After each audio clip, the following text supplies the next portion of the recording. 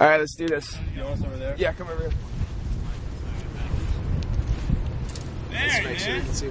All right, welcome to, I think, episode number 4 of SSPPTV. That is speed, strength, power, and passion. Because passion trumps everything, okay? And I'm here with 2 athletes that I think kind of personify that. 2 very passionate athletes that are leaders of their team, and they're actually national champions of, you guys just won Easterns, right? And then last year they won the USA Ultimate National Championship. So I just want to ask a couple questions. We just finished up with a speed and agility clinic for the Gators, and you guys enjoyed it? Yeah, it was a lot of fun. I know I personally got a lot out of it. It was really interesting to take a more rigid approach to that kind of thing. A lot of us just kind of come out and play Ultimate and don't really think about mechanics or what we're doing. And I think our team could really benefit from what we did today in terms of speed and vertical jump lead and that kind of thing. Awesome. That's great to hear. You feel the same way? I pretty much say the exact same thing. I felt more loose today than I've ever felt ever. And just being able to run, I learned a lot of form on my linear sprint. So I think that's really going to translate well to deep cuts, and it's going to help us all a lot. So, I mean, I took a lot out of the thing today. That's awesome. They are all talking about they felt looser than they ever had before. New method of stretching that we will share with you here in a couple episodes. So I wanted to ask these guys a couple other questions. The first is how do you feel from an energy system standpoint? How does Ultimate compare? So let's say that here is shot put, so purely explosive. That's just one max explosion effort. Here is a marathon. Let's say in between is something like maybe soccer. Okay, so if we're talking about tournament style Ultimate, where do you think it would fall in that continuum? For our team, I think it's more of a marathon. The way we play with our shorter rotation, it's a lot more about being able to perform at a higher level for the entire weekend, as opposed to being able to go out there in our first pool play game and just going balls to the wall. That's not as beneficial for us as it is to maybe pace ourselves throughout the entire weekend. So on Sunday we got a little gas lift to the tank. Absolutely. I'd say the same thing. We don't come out and just try to crush our pool play games. We try to get up, 8-2, 8-3, and then just rest our starters. We take that approach pretty much all Saturday because we do only run like a 10-man rotation. So if you come out balls to the wall just like a shot put, I mean, we're going to get crushed in the quarters and semis. We can't approach it that way. When we have 4 games a day, it's kind of like Kobe sitting out half of the third quarter.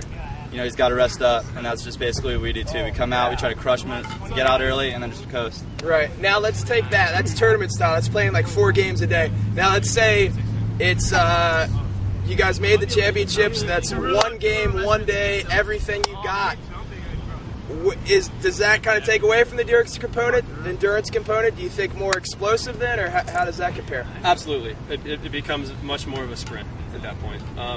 When you're not worried about saving energy for games later on in the day, later on in the tournament, it becomes much more of like a basketball style, where you're really going as hard as you can when you're on the field, and then you're trying to get as much as you can out of your rests, and then getting right back out on the field and giving it all you got. I'll agree. You know that after this game, it's the last game you have nothing left. So if you walk off that field feeling like you have something left in the tank, you didn't give it your all, then you didn't play. No matter if you won or lost, you didn't give it your all, and it's kind of a letdown. So especially at the championship ultimate, we only have 2 games a day. The worst thing you could possibly do is try to save up and rest up and then get a loss. So you approach every game hard, you come out, you win, take care of business, and then you really focus on recovery later with ice baths, rolling out, a lot of stretching, and just recover for the next day. But it's definitely when you know that you can be knocked out of the entire thing at any moment, it's definitely, you just give it your all every single game, and you're not saving for anything. Awesome. Josh, make sure you stand behind that so that I can, you're good, so the wind picked up. All right. The dynamic of a championship level team.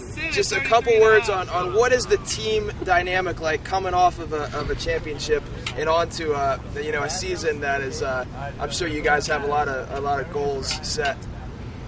Well, for us, it's always difficult coming off of a year when you have a lot of success to keep people focused. The tendency is to rest on your laurels a little bit. Right. So we definitely had a tougher time in the fall and in the early spring motivating people, getting people to give 100% of the track, getting people to give 100% of practice. Now that's not as much of a problem. Going into the series, it's a lot easier to motivate people. So our biggest challenge, I think, is keeping people up. It's a long season. We're not scholarship athletes. You know, we're all guys who are doing this on our own time. So the biggest thing for us is motivation, is getting people to give it their all consistently in all the practices and all our conditioning workouts. I mean, I agree with everything this guy says, but it's basically, you know, we're coming out this year. Our team is always off of big wins and stuff, been letdowns. I think this year coming out, we're all really satisfied with our victory last year with the national championship. You know, how can you not be? So, and then this year we thought we might not be as competitive because we lost Brodie and Chris, and we're thinking maybe we'll just try to go get quarters, get semis. I know some people were thinking that, and so some people weren't working as hard as as we could. But after our Easterns win, we know that we can be the best team in the nation, no matter what it is, and we have the swag, we have the confidence, and we know that we can be there no matter what. So I think there's no question of dedication at this point in the season. So we know that if we go out and run and work hard, we can win. We just won a tournament without giving it, without putting in all the effort before that. So now we know there's no excuses to not give it everything we have for the rest of the thing. And if we lose, we lost it on Morrill. Awesome thoughts. Last question, a question on leadership. You guys are good leaders. I could tell just by today. You guys were up in the ante. You guys are real focused. You're leading by example. So I could tell, even without having you guys seeing you guys play this season, that you guys are both quality leaders. So share with us a couple just qualities of effective leaders or effective leadership. I know I do my best to try to lead by example. I've been really lucky here. My last 4 years here at Florida, I've been real lucky with the captains I've gotten. And they all led by example. Guys like Kurt Gibson, Brodie Smith, Chris Gibson, John Wyndham. Those guys all led by example, by busting their ass at the track, not missing practice, giving it their all every time. That's the standard we've come to expect out of here at Florida. So that's what I try to work on the most, is giving it my all as often as I can to try to put up an example for these guys. I mean, kind of stole exactly what I was going to say, but that's number one. And you can't go out there and tell people to run harder, to stop getting broken, to play harder man if you're not doing it yourself. If you're out there playing lackadaisical, the worst thing you can do as a captain is start yelling at other people and telling them to do what you're not doing. So you have to lead by example on the field. And also, the second biggest thing is stay positive. If you have a negative attitude, portraying to your teammates, if they turn it over, and you yell at them, or if they're doing stuff on the field they shouldn't be, you got to take it with a positive angle and never focus on the negative. That creates a lot of team drama. And if you stay positive as a leader, put in constructive criticism, you always come out ahead, and your team will respect you a lot more if you lead by example and stay positive. Awesome. And goals this year? Do we have any goals? First thing we got to do is get out of the region. There's only one bid, it's looking like, for the Southeast. Really? Yeah. So the rest of the region's been down a little bit. So for us, we got to get the Nationals first before we do anything. So right now we're really focusing on getting into that game to go, and whoever we're playing, going out and taking it to them one piece at a time. Yes, sir. Yeah, we only have one bid this year, so it's us, Georgia Tech, Alabama, Tennessee. All five can be competitive on any day. All it takes is one person to come out and have a bad day, and any of those teams can win. And then they're going to Nationals. So, we got to stay focused. We got to get all we can. We got to know that at regionals, that could be the end of our season. So we can't look to Nationals quite yet. But obviously, our goal is to win a national championship. Right. But we have to start somewhere. I mean, you got to win regionals first. So. Right. Awesome. You just ran an 8.68, was it? 8.83. 8.83 serpentine. Good job. All right, fellas. Thanks. Problem. Good work today. Appreciate Smith with a swagger like us. Nobody. Oh, that's all. All right, so we just did all Brodie's testing, and had some good numbers. We're gonna do a couple things to make them better. And I just wanted to ask just a couple questions. Well, first, any thoughts on the clinic today? I thought it went really well. I really noticed a lot of the guys that maybe not have the best technique really, started picking up on stuff quickly. And that's really the important stuff, is, giving them information, but stuff that they can actually use and really pick up right away. So I thought it went really well. Right. Good. Okay, so a couple of the same questions that we asked Cole. I call them Alton and Cole. Together they make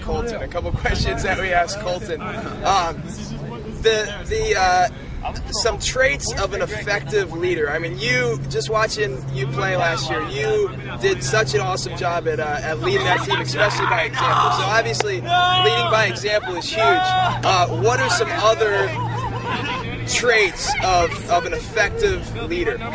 I mean, really, I kind of learned all my leadership from guys from the team when I was a freshman and sophomore. Guys like Tim Garrett, Bill McQueen, Kyle Van Auken, Kirk Gibson, all those guys. And really what I saw from them is not just so much how hard they worked, but like the desire and passion that they had for what they were doing. You know, every practice, every track, every point, those guys are going on the field, they're putting it all on the line because they want it. You know, and I think that's really, you know, it's great to lead by example, but at the same time, if you go out there and you're kind of just, no one's really seeing that fire in you, that fire is what really kind of brings out. And that's what Florida Ultimate's all about, is, you know, we really build off that fire. So if someone makes a big play, we'll let everyone know about it. And that, you know, yeah, beat in the chest, you know, it's just yeah, letting it come out from you. That's, I mean, that's the biggest thing. Passion, fire, let it out, let it out. This question about kind of the energy systems of Ultimate. So we got a left hand is a shot put, right hand is a marathon. Okay, where do you think tournament style Ultimate falls? So we're talking like 4 games Saturday, 4 games Sunday. For me, how I play really close to the marathon. You know, I really don't like not playing every point. I want to be on the field as much as possible. I want to play as hard as I can every point. So, but I think for most players, it kind of runs right in the middle, because, you know, they might be playing, if you're a D player, you might be playing every other point, maybe every 3 points, depending on how good your offense is. And so I think it's really important for those guys to have a lot of power and, you know, not necessarily so much of the endurance. Whereas some of the guys that are playing, you know, like Cole on the team, Sage, those guys are playing every point. Those guys need to worry more about, not still explosive, but more about being able to be on the field as much as possible. And does that change? Does your playing style change when it comes down to that championship game? You just got one day or one game to. I mean, yeah, I think it almost goes over that marathon point, because it's like you have nothing else, you know. And I mean, we try to play that way every single time. We try to play like there's, you know, no game after that. But when it comes down to the finals of the championship game, you know, when you're done, you're done. So, you know, play balls to the wall every single point you have. Okay, I wanted to get some thoughts about. There's one play that I was at College Nationals last year, and I was pretty fired up. I knew I liked this guy just from that play, even though I had met him before. But you threw a backhand, I think, to Chris Gibson. Yeah. And what was the call? The first call was travel. Travel, and it was kind of a ballsy move, but you check the disc in, and you do the exact same throw. Yeah, there was actually a kind of a 30-second conversation with the observer before we checked the disc in. One being, I really didn't think I traveled. He called travel, so that's fine. And the next thing is he was over here, so I really wanted to just be the observer to say 3, 2, 1 disc in, and then I could throw it. Right. And he was saying, yes, you can do that. Right. So he told me that. So he said 3, 2, 1 disc in. I turned and I threw it, and then the head observer came in and told me I needed to actually ground tackle. So there was some miscommunication there. So basically, after the first throw, I looked at Chris. We had eye contact, and we said, yeah, I'm doing it again. So I threw the second backhand. Violation was called. Disc came back. Everything was reset. And I looked at him again, and he wanted it again. I knew it, so I faked the backhand. The guy jumped, and I threw an inside flick. Swag on the highest, man. I think that was kind of the dagger a little bit in Carlton, getting scored on 3 times. Being the chest, yeah, you got to do it. You got to do it. How did that feel? Dude, it felt good. I mean, yeah, throwing 3 goals in 60 seconds. That is passion. We will post that link below. Do we have just that? Yeah, I think. Yeah, Luke Johnson, I think, has a clip of it, so we can put that in the description. Talk about ballsy, passionate, ultimate, and that's the clip right there. This season, who are you playing for? Double wide. Double wide club season. You guys, I'm pretty sure you're returning a lot of studs, huh? Yeah, we're returning a lot of studs, and we've been hitting the recruiting hard. So we'll see who comes out. We got tryouts in a few weeks. So. Any goals for the team, or has it not been talked about? My goal every year is to win every game I play. So that's the goal. I like it. I like it. All right, that'll do it for episode number 4, I think, of SSPPTV. That is Speed, Strength, power, passion, because It's all about the passion, baby. passion does what? Trump everything. Passion trumps everything. We'll see you next time.